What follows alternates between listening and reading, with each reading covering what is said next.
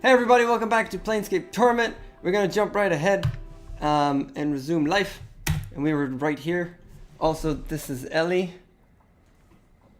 And she's getting a toaster. Cool. So we were just here and we were just gonna go in here.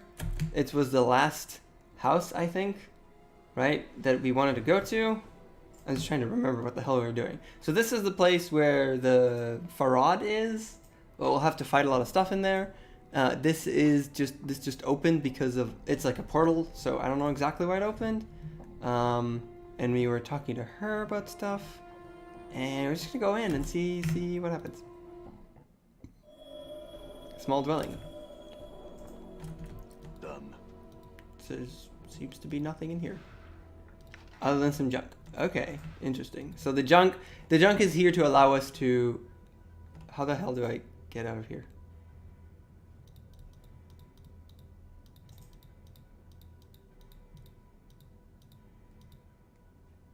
Oh, damn.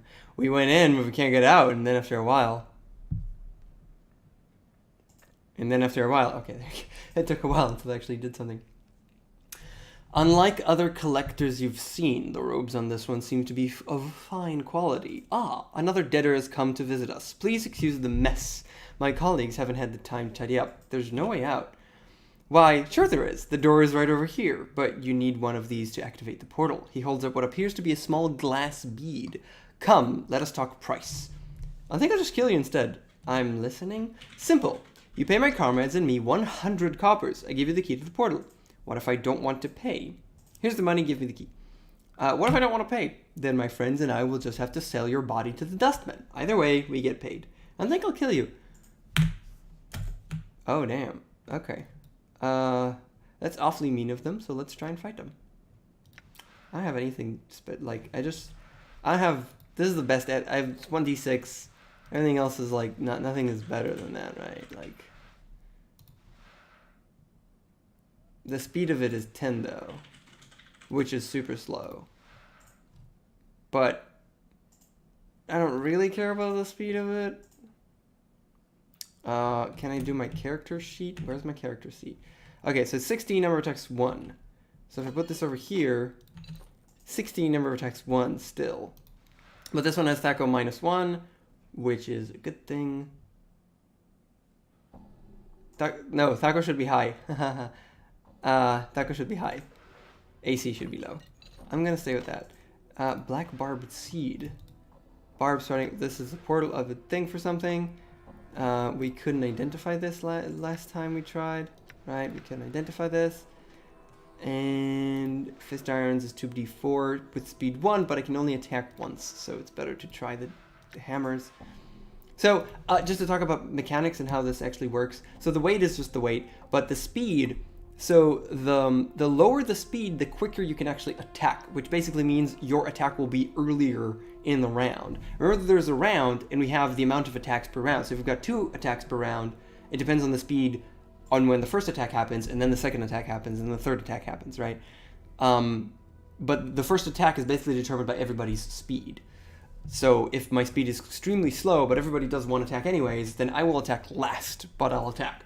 So that's what speed means. If I remember my mechanics correctly, which I should be able to find. But let's see. And yeah, and you can't really do anything other than bite stuff, which is not super useful, but it's better than nothing. And his AC is fantastic. My AC is 10, which is crap, because I don't have an armor. I don't actually have an armor. Let's see how this goes. Oh god, he's a spellcaster, I'm gonna die. That is 9 damage. That is... They're all attacking Mort, which is good, because I will super die. Okay, well, we killed him. Oh my god, Mort is... wrecking.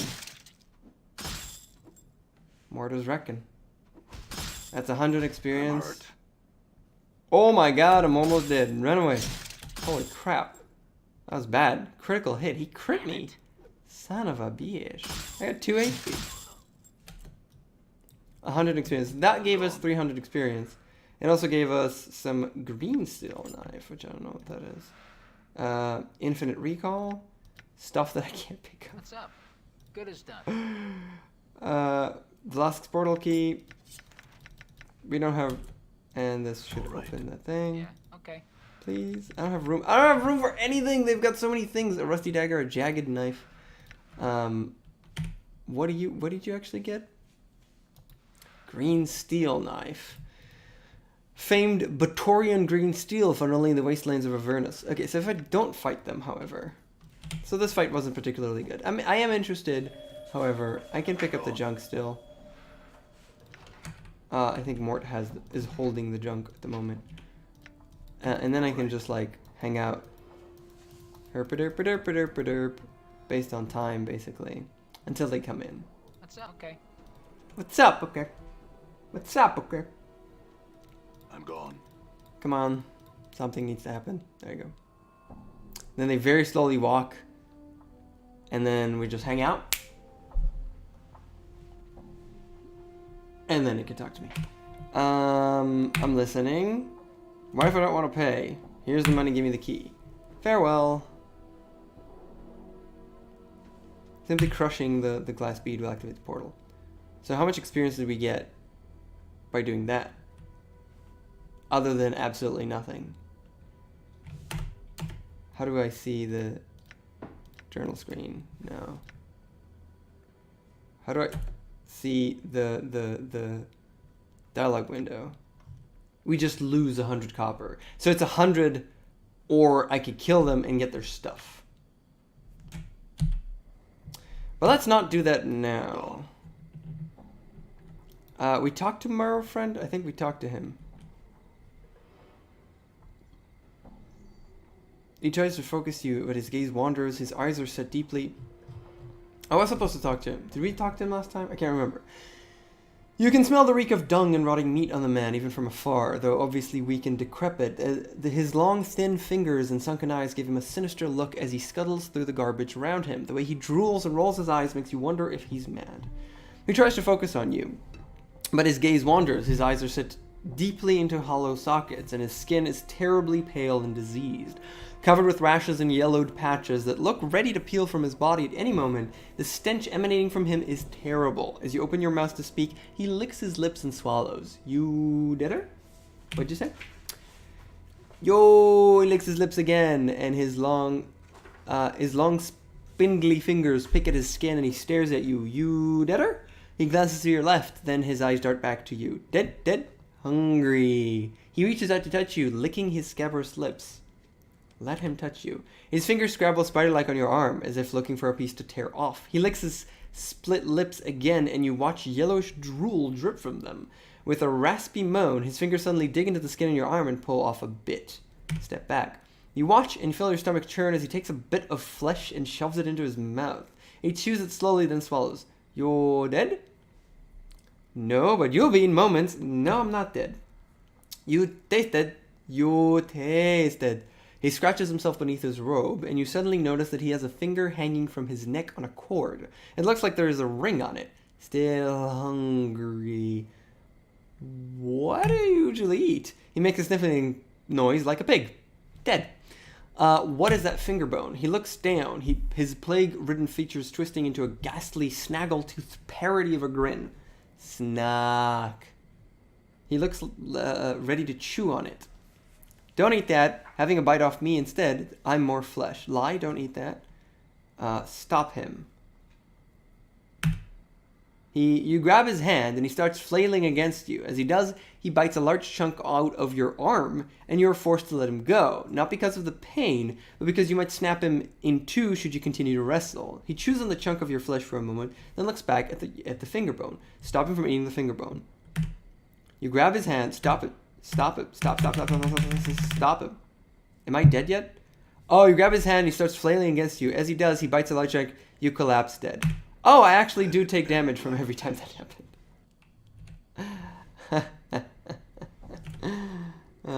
What did you say? Let him touch you. Step back. No, I'm not dead. What do you usually eat? What is your finger bone? Don't eat that. Have a bite off me instead. I'm more flesh. He smiles and reaches out for your outstretched hand. Give me the finger bone first. Gained item. He nods greedily and lets you take the finger. Don't let him bite you. Leave. As you step out, he begins whining pitifully like a dog kicked away by its master. He already dealt 1 damage to me. He's not gonna try to eat me or anything. No. Okay. But we got a finger bone. Okay. This is a decayed and nearly meatless finger bone from a humanoid of roughly your size. There is still some sort of odd ring on the finger. It is an intricate thing, sculpted with dozens of tiny ornate flangs and decorative protrusions. Oddly enough, it seems firmly rooted to the finger, and no amount of pulling or prying will budge the thing. Almost as if the ring's jagged edges have dug into the lifeless finger itself and refused to release it. I'm going to quick save again, and then use this.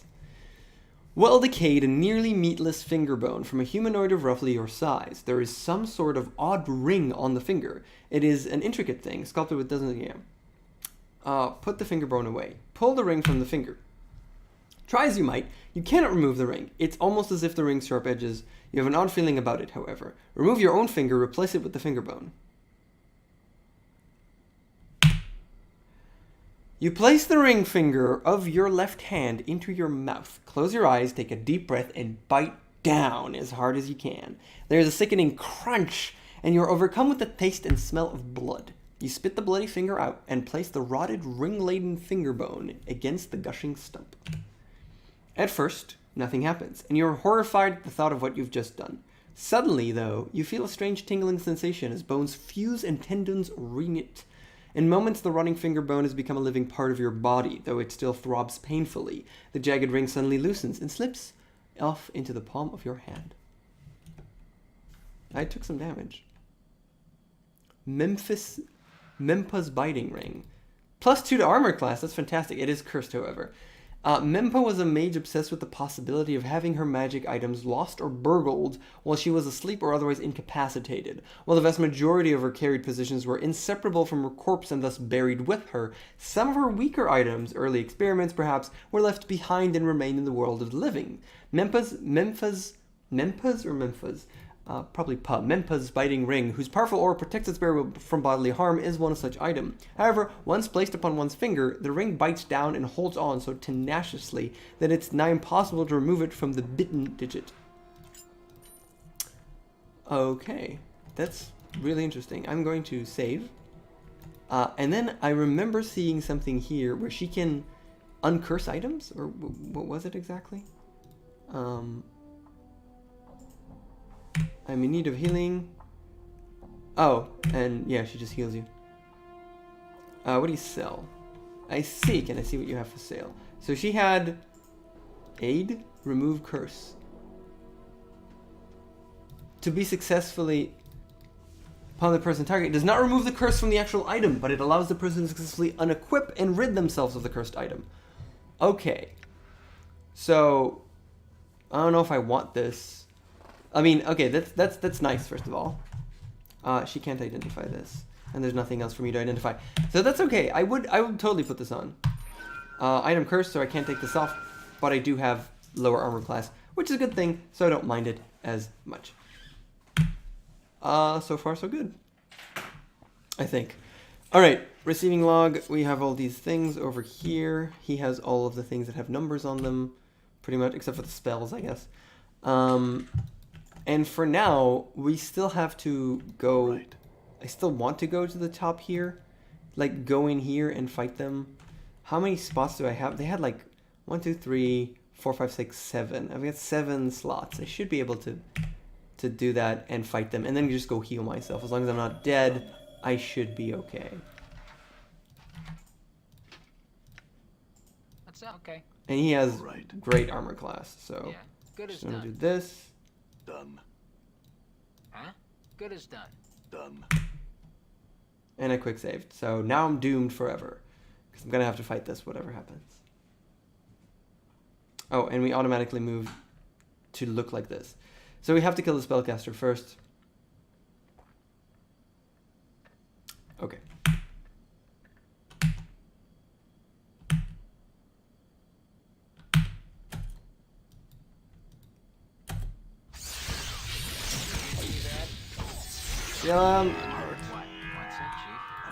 Run away.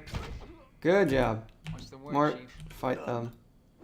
Don't turn around. Don't turn around. Just fight Mort. Just fight Mort. Fantastic. So I deal way more damage than Mort.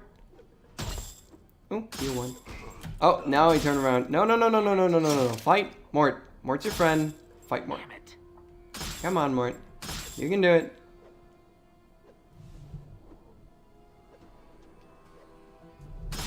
Thank you. It took a while. It definitely took a while. Green steel knife and a bronze ring, which we were going to sell immediately to the lady person. And there's a lot of stuff here. Bronze bracelet. Okay, we're gonna have to put at least one of them. Oh, it's a wrist thing. There's something for the wrist as well. Good. So we can put them over here so that we can also pick more stuff up. Pick this up. This is the portal key. And we'll have to actually pick it up, I think. Quick items. High quality stiletto. Whatever. Jacket knife. Rusty knife. Still have to sell a ton of things, please. But, yeah. Charm of Infinite Recall. Lore skill sets to 100. While practicing, some mage students discovered a means to condense and store knowledge into a charm form. Wow. This particular charm contains the entire resource library of the famed Charon School of Mages. Unfortunately, the effects of this charm are fleeting and the user is rendered unintelligible for a short period of time. This charm can be used to identify unknown items. It can only be used on the quick item menu on the world screen. After the charm is used, the user must then enter their inventory screen and right-click, examine each item they want to identify. The charm will only allow the user to identify objects that are in his possessions. Items in other characters' inventories cannot be identified this way. The effects of this charm are temporary and must be used quickly. Of Infinite Recall, lore skill set to 100. But it is one use and then it goes away, right? Because that's why it has that one on it. So if I've got a bunch of stuff, it'll fix that, sort of, in a way, for a while. But yeah. Okay, quick save. I really need to get out of here and go to her to heal. And we want to use this, crush the bead, and then we can get out. Oh god, no, not more. I'd better break the lock. Oh. That should keep anyone else from entering. I'm gone. Okay. Failed. Bash failed. Alright, wow. So that automatically just happens without anything we can do about it. That's okay. I mean, yeah, that should be the way to do that. Now please heal me. I'm in need of healing. Take a deep breath. Thanks. No questions today. And she heals you, which is fantastic. It's just free heals. So as long as I'm not dead, I basically go back here, and that's kind of awesome. Okay. We've officially done with Ragpicker Square. The other place that we have to go to is the Trash Warrens, which we have not done yet. Trashfield Archway. Yeah, this is the archway that allows us to go here in order to go into the Trash Warrens. Sharegrave's Kip, yeah, and we need to basically go and deal with Farad, but we're not strong enough, and I kind of want to do other things. Also, so here's the thing. So we've met the guy who can turn us into a thief. We've also met the guy, the lady here, Mabeth, that I believe turns us into a cleric. My character, the thing about that is that any experience that I kind of gain right now is meaningless because when I turn into the other character, when I change classes, basically, I become level 1, which is kind of horrible. Like really, really horrible, and I wish they didn't do that. Because that kind of means that if you know where you can change that, you want to go there immediately and do that as soon as possible, and then do any other quest, really. So any quest that I've done so far, in terms of experience, was completely meaningless. That is rather terrible, and that's like so terrible that it kind of makes me want to find the mage and then restart the game and get there again, because it's just blah. We're not going to do that, but I would like to find the thing that will turn me into what I want to turn into. And the question is, what do I want to turn into? I have intelligence, wisdom, and charisma. Like, look at this. I got 18 intelligence. This is basically genius level intelligence. This basically means I want to be a mage. Aids your mage skills. And I'm totally down with being a mage. I would love to be a mage. I love mages. So I don't know what the other thing is that I obviously don't know what the other characters of the game are. So the other party members that can join me, I don't know what they are. You gain a lot of... these are exactly the type of games you gain so much if you know what the hell's going on. And I do not. Well, not much we can do about that. From here, we could go southwestern portion of the Hive world map. Southwest portion. And there's the Alley of Dangerous Angles. Don't want to go there. Southwestern is just over here. We were in Ragpicker Square, and we were in these three. So now we're going to go in here, and I think that's okay. The other place is to the northeastern, which is where we already were. So we're going to continue in this direction. Can we pick anything up here? A bronze bracelet. Oh, we could sell stuff to her. Grab. Yeah. Okay. And also we picked that up, which is nice. Right. So we're just going to sell stuff to her and then do that. So, yeah, I want to find where I can turn into a mage. And then I would like to turn into a mage as soon as possible so I can get experience. Because there's limited experience in these fucking games. Purchase cures and charms. Sell that. Tome of Bone of Ash. For you to absorb all at once, but it looks like you could refer to certain sections when the need arises. I kind of want to keep that. Obsidian Earring. Rogue's Best Friend. Oh, 10 to stealth skill bonus. I will totally keep that. And until I find somebody who can use it. Bone Charms. Maybe I'll sell some of these because they seem like really unnecessary. Magus Guard. I definitely want to usable only by mages. And Charm of Infinite Recall also seems kind of nice. But yeah, I do have this and put that on the ground for 1 second. Then sell her this and this. And then pick that up, please. Okay. So yeah, so now we're going to get out of here. We're going to get out of here. Quick loot. Combat log. Okay. I'm gone. And go to the southeast region of the Hive. Oop, no, don't talk to the Hive letter. And don't talk to the Black Abishi. Holy crap. We should make a big save. So last save was 23. Yeah, Marrow Fiend and then Portal. Southwest Hive. Right? I guess. I'm gone. Hive Thugs. This place is not that super big. Okay, not that super big. Can't go over here, we have to go down. Don't fight me, thugs. More thugs. Harlot. Hive Merchant! Merchant! This old merchant has a worldly look at him. His deep voice is gentle but confident. Ah, hello, traveler. Are you ready to sample some of the most delectable treats from across the plains, my good man? Mabeth, the midwife of the square, needs some herbs sprung from this seed. Here, can you help me? 500 experience points. The man takes the seed, looks at it critically as he passes it between his thumb and forefinger, winces, and a small drop of blood appears out on his thumb. Ah, this seed's got a bite on it. I noticed that. Do you have herbs? The herbs she's talking about. He can't seem to take his eye off the seed. Lad, I don't know if there's anyone who has what your friend seeks. To be square, I've never seen such a seed before. You would need someone who cultivates seeds such as this, for I have none. Very well, then. Where would I find such a person? Don't know the dark of that, friend. He hands the seed back to you. You'd be hard-pressed to find a gardener in the Hive. So I'm looking for a gardener. Can I see what else you have? All manner of delicacies to delight your palate, my good man. Arborean fire seeds, garbar root, Elysian pears, crimson lotus petals, Bitopian shepherd's beard, shift piece from the chaos of limbo, and sea plums are what I have at the moment. Merely 5 coppers for a taste of anything you'd like. Ask about something's taste. What do the fire seeds taste like? I can only suggest that you try it, my good man, and see for yourself. Some questions? He shakes his head. Then I advise you to seek answers elsewhere, sir. I deal only in exotic foodstuffs, spices, and herbs, and have time nor care for little else. Garbar root tastes like? I can only suggest you try it. He basically doesn't say. What do sea plums taste like? Okay, I got the 50 things. Everybody's like trading their wares. I quick saved. Let's taste something. What do you have? What do sea plums taste like? Purchase something. I'll try.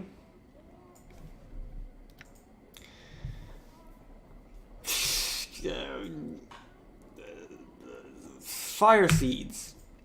Don't swallow them, simply spit them out when they're finished tingling. He smiles and offers you a handful of small red seeds. Pop them into your mouth. Let me try something else. I've changed my mind. Pop them into your mouth. The seeds, sweet and tasting faintly of cinnamon, become warm and tingle in your mouth. It takes a moment for you to realize that they've actually burst into flame. Soon, however, the sensation dies out, and you spit them into the gutter. Let me try something else. Garbar root. He offers a small brown cube of what looks to be rubbery vegetable matter. It is quite chewy. Do not swallow it, but spit it when it no longer has taste. The root, initially quite hard and difficult to chew, has a sweet, syrupy taste. Soon it becomes soft and gummy, and you find yourself merely smacking away. Eventually, though, the flavor dies off, and the spit the gooey brown wad into the gutter. Try something else. Let's try a pear. He proffers you the largest, juiciest looking pear you've ever laid eyes on. These are my favorites, the old merchant chuckles. So sweet, reminds me of my youth. Eat the pear. There's nothing supernatural about this pear's flavor, but it may well be the best you've ever had. Some petals. The old man offers what looks like small brownish red flakes. Upon closer inspection, they are revealed to be dried flower petals. They may make you a bit dizzy, my good man. So take care once you've eaten them. Pop them into your mouth. The petals melt quickly on your tongue, leaving behind an odd but not quite unpleasant aftertaste that you can't place. Despite the old merchant's warning, however, you don't feel the slightest bit disoriented. He seems slightly disappointed to see it has no effect on you. Bread? He offers you 2 thick slices of spiced nut bread. They are very aromatic, smelling of carrots and almond. The bread tastes much as you had expected of carrots and almonds. It is slightly sweet and light, leaving you hungry for more of this stuff. Let me try something else. Shift spice. He dangles a tiny paper packet before you. Wet your fingertip and place it into the spice. Then simply lick it from your finger. How many people have done that? That sounds insane. Each dip should taste slightly different. Try some. You finish off the entire packet in a matter of 9 or 10 licks. As promised. Oh, he gets you a packet of that. Each taste provides you a different flavor. I'll try the sea plum. Small plum of an odd blue-green color. Don't worry, they're pitless. Eat the whole of it. Eat the sea plum. The plum's rind is slightly bitter and extremely sour, enough to make one grimace and shudder. But the fruit's meat is remarkably sweet. Eaten together, they complement each other well. I'm gonna press L and then keep going. Why would I spend all that money? So here's the question, like, can I do all of those things and then is it worth the money? Like, do I didn't actually, yeah. Updated my journal. Yeah, never mind. So, was there a point in, like, actually, yeah, I don't know. So, the others are merchants, though. We're finally at the place for frickin' merchants, so let's do that. That was Hive Merchant, and this is Giskorl. You see a spindly-looking merchant with a brush of gray and red stubble across his chin. He wears several layers of brightly colored robes, so much so that he looks like a flag with arms and legs. He is shaking slightly as you watch. Greetings. I, Giskorl. He bows and sprays his trembling hands. As he does, you notice his hands and forearms are twisted mass of black scarred tissue, as if they were once badly burnt. How'd you hurt your hands? Doesn't seem to have heard you. He answers only with his spiel, delivered in the same flat monotone. Giskorl buy clothes, buy cloth, sell cloth, wash cloth, mend cloth, and he gestures at his layers of clothing with his shaking hands. Wear cloth. Can I ask, how did you hurt your hands? Monotone breaks. Giskorl buy cloth, sell cloth, wash cloth, mend cloth, and he gestures at himself again, but his hands are shaking so badly they cannot even finish. Never mind. Sorry? Damn. He has some cloth. Yeah, it's not yeah, okay. Cool. Okay, I'm sorry. Hive Merchant. This attractive young woman is smiling and beckoning to all passerbys as she calls out her virtues of her goods. Plates, jugs, cups, tankards, drink from the goblets of the finest lords. Upon seeing you, she waves you over as if you were an acquaintance. May I see what you're selling here? Add some questions. Sorry, sir, I have no time for questions. I must sell what I can before the day is done, for my family is large and hungry. She holds open the lid of the crate behind her. Are you sure you wouldn't like to see what I have to offer? Very well. You peer into the crate. It's full of plates, cups, jugs, tankards, cutlery, and the like. They look to be varying degrees of quality, but some of it appears quite nice. As you're looking them over, she presses up against you. See anything you like, sir? Her long, waving hair brushes against your shoulder. Smells faintly sweet, like vanilla. Where does this all come from? She flashes a wicked grin. My lovers are all burglars, sir. These goods are pilfered from the homes of Sigil's nobles. Upon seeing your expression, she laughs sweetly. A jest, sir, merely. My father and brothers are tinkers. These are wares which are discarded from the nobles' manors and made good by them once more. I see. I had some questions. Oh, sir, but wait. She puts her hand on your forearm. Her touch is light as a feather. Are you sure there's nothing you need? Surely something for your own home or a gift? She bites her lips coyly, cocking her head slightly. Well, this is a nice plate. This is a really nice plate. What, sir? This one here? Wait, this is ridiculous. I need no plates. I had questions. She looks so sad. You're nearly stricken with guilt. Slowly, she lowers the lid of the crate. Sorry, sir. I have no time for questions. I must sell. Family's large and hungry. Okay. Hive merchant. Let's try this one. The seedy-looking fellow is quick to spot you looking at him. Ah, Basha, get over here. Come see what I got for ya. He winks and waves you over. What have you got to offer? I got some questions. He won't answer. The man breaks in even before you can finish your sentence. You won't believe the deals I got for you today. You're a smart basha to come to me. You are. I won't cheat you like them picking bobbas. He motions to where the other merchants stand. Alright, what do you have to offer? Oh, I can maybe sell something. The earring, the tome, Magus Guard. Not really. Whispering Flask. Invokes aid. Special. +2 to strength. Only usable by Githrazi. Holds a peculiar powder called Whispering Motes. Loose translation of the Gith expression. Yeah. But Cranium Rat Charm. Scroll of Luck. Scroll of Blur.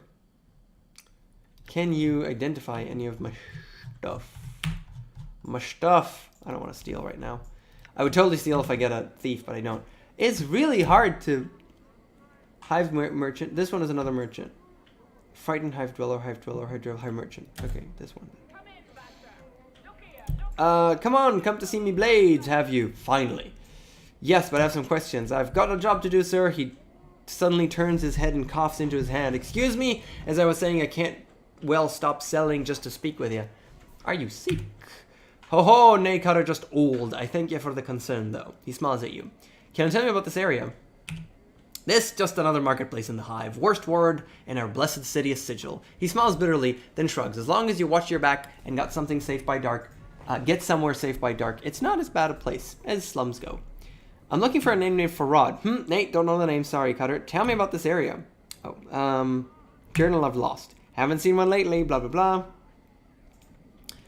blah. Let me see your wares. Can we find it? Yes.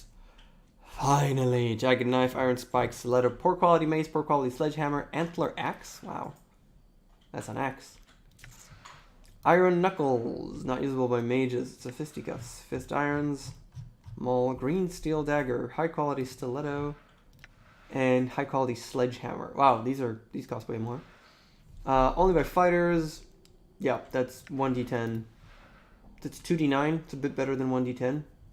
Or, exactly the same. But it has tackle +1. This is good. Battle axe of quality. So this is the best thing he actually has here.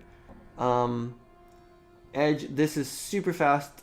It's a green steel dagger. You can stabbity stab stab. So this is pretty good. I might actually buy this if I remain a fighter. I'm not really going to, but yeah.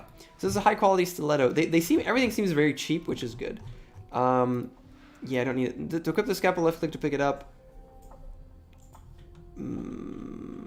Yeah, so the scalpel, we actually used it to do some stuff, but I think we're good. Green steel knife and iron fists, crescent hatchet. This is terrible. The dagger we want to identify first. He might be able to actually identify it. Can you identify the dagger? You should be. Identify. Bone dagger. Damage 1 to 6. Piercing damage, enchanted, and Thaco. This is great. The blade of this dagger seems to be made from the bone of some creature. The edge of this blade is extremely sharp. That's awesome. So, oh, we can sell it for 320. That's really good. Not usable by priests, but usable by everybody else. I will definitely keep this dagger, as it's the best one that I've have so far. Rusty dagger is crap. High quality stiletto, don't really need. Rusty, jagged, boom. Okay, done. Now we want to sell all the other stuff. So, we're using this hammer, but I kind of like... This is just better. I mean, it does 1d6. Oh yeah, it does 1d6. I thought it does less. No, this is definitely better. This is the best that I have so far. 1d6 plus everything. Speed is super low. Thaco plus 1. It's awesome. The pry bar, lock door. To use the pry bar, select as a weapon, then attack the container or door which pry open. Specifically intended for such use, you can attempt to bash open a container door with any weapon, including your fists. So... does that mean the pry bar is better? I don't know, but meh. Snapped clean of corpse 985 when it accidentally toppled. If you need to, you could either use it to shake someone for a distance or use it to bash their skull in. Wooden club. Just a wooden club. Not usable by mages. But it is usable by priests. But I'm assuming if I find a priest, they'll actually have something. He's not using anything in particular. And then I've got a bunch of notes that I can also put this over here. Until I find somewhere where I can sell these notes. These are just healing items and stuff. So, yes. Iron pry bar, hammer, sell.